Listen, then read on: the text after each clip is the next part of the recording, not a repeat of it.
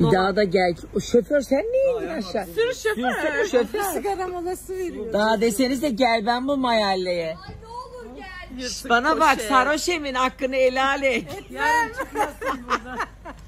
Etmem. Yine ola armağan ola yoğurduz ayran ola bana da her gün bayram ola. Sür şoför anne böyle sen sür.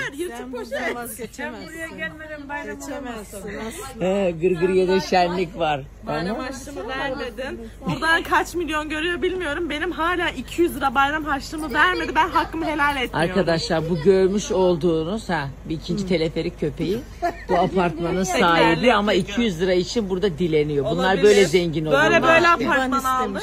İban istiyor benden ama Sen bu apartman istedin, onların. Ceren, sıfır. Ben bir şeyciklerden aldım. Ben istedim. Gözünüzü toprak Nişanda doyursun. takı falan Gözünüzü toprak doyursun.